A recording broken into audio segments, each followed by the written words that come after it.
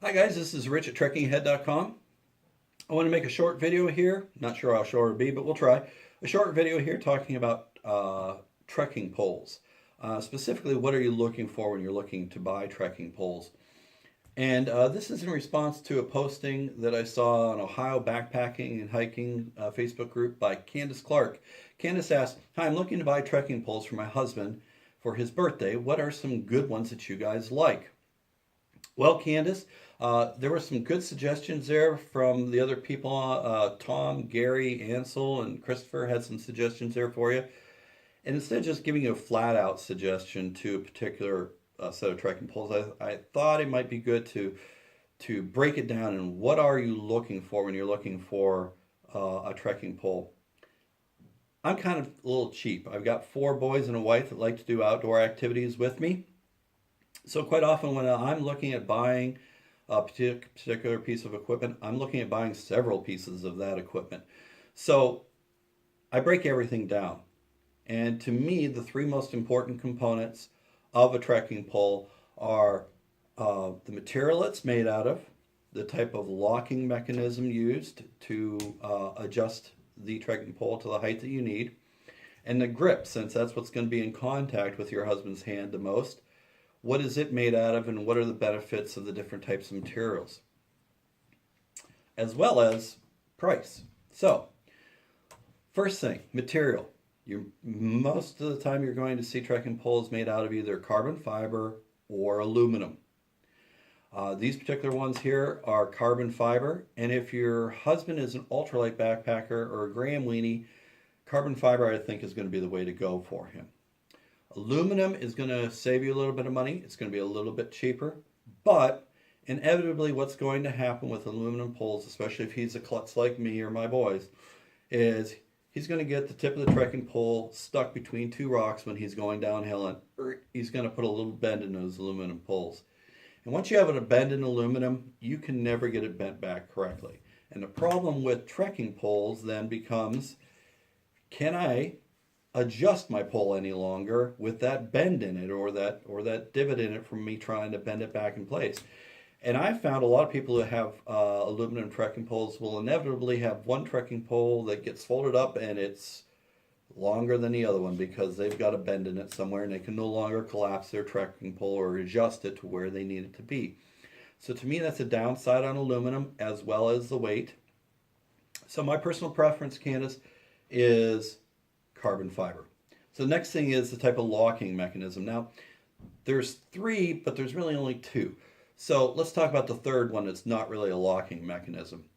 There's collapsible, which basically means you have a trekking pole that's made out of 3 or 4 segments of pole, and there's shock cord running through the center of all of it.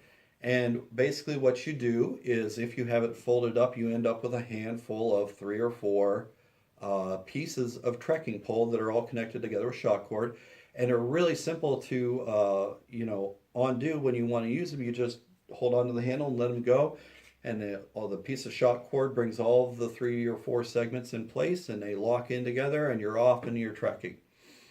There are different type ways to fine tune the adjustment on those, but personally, I wanted something that I could adjust and use for different purposes. Like if I want to use this with a tarp as a tent pole, I can fine tune the adjustment in there and get it nice and tight under the tarp the way I want it, in addition to being used for a trekking pole. And the other thing is, when I'm lashing these onto the outside of my backpack, I basically wanted 2 poles. I didn't want 2 handfuls of poles that I'm lashing to the outside of my backpack.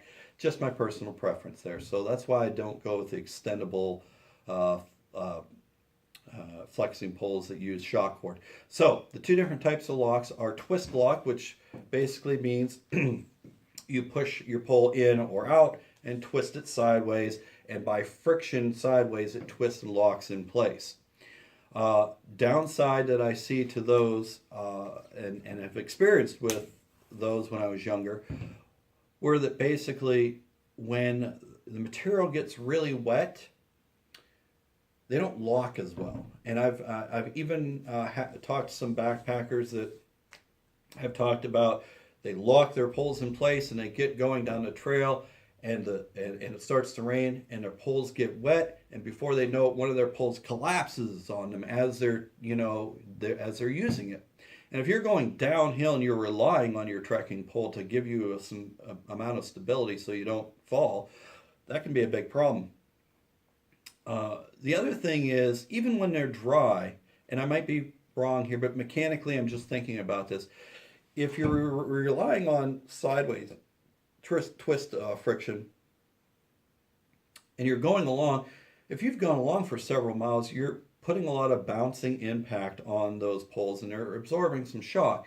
And eventually, couldn't that twist lock on twist and come undone a little bit? Maybe just enough that when you need that pole at the right moment, it's going to just give way on you. I don't know. I've had problems with the wet part, the moisture on other trekking poles when I was younger with twist locks. So maybe they've come further, over the years, and they don't have that problem. But my personal preference is the third type, which is flip locks. So basically, with flip locks, you unflip a little latch here, you extend your pull out where you want it, and then you flip it back, and it locks in place. Almost all of them have a finger tightening or a screw tightening mechanism on the opposite side from the flip latch, where you can adjust the amount of pressure that the latch puts on the trekking pole as you lock the finger in place. So you can make some adjustments there for how hard or how light that you want your pole to be gripped.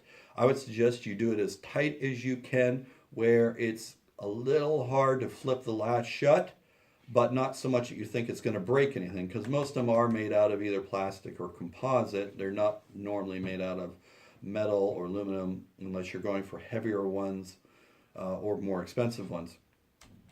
So my personal preference, Candace, there is the flip lock locking system. So the last thing we need to talk about is the grip. And the two most popular forms of grip are either EVA, which is a hard foam, man-made material, or cork, which is a natural wood-based material. This one here is made out of EVA, and it conforms nicely to my hand. My personal experience with the EVA, I sweat a lot during.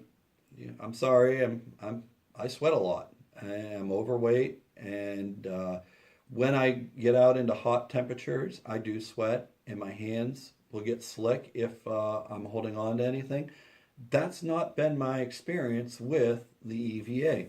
I find that the EVA actually absorbs a little bit of the moisture from my hands, and I can keep a pretty good grip for hours and hours in the hot weather on EVA, and it's not really a problem.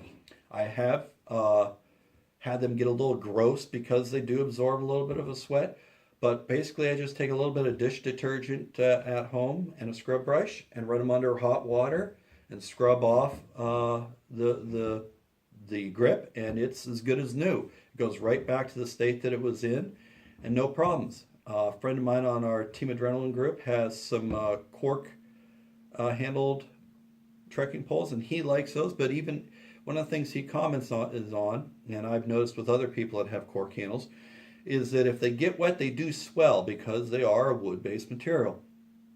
And so when he's out and he's in the rain and that, he notices that his grips swell up a little bit, but he also notices that sweat and grime and whatever else from his hands eventually discolors and makes almost like a buildup on the cork of grease and stuff. And because it's wood, you can't really get the grease out. And because they swell when they get wet, you can't really scrub them under hot water as well as you can the EVA. So my personal experience and what I like the EVA over the cork. Some people who like more natural materials and things prefer to go with the cork. So that depends on what you think your husband would like there, and how much he sweats, and what kind of moisture conditions you think that your husband's going to be using the trekking poles in for the most. So, Candace, those are the three things I think you should be looking at. This particular trekking pole here that I've decided to buy is no longer made in a flip lock locking mechanism. So it's made by OUHUHU Outdoor Sports. So because of that, I wouldn't recommend these. I do need to buy another pair of these for one of my boys for this coming season. So I did some searching around to try to find out what I would buy, and I settled on a 2-pack made by Red Camp walking sticks and trekking poles. They're almost identical to these OU Outdoor Sports ones. Same EVA grip, same locking, same carbon fiber. They even come, and you don't see it here, but both sets of these trekking poles come with 2 different baskets. A snow and deep mud basket, which is basically just a bigger basket. You just unscrew your basket here and screw on the bigger mud or snow basket if you're in those kind of conditions.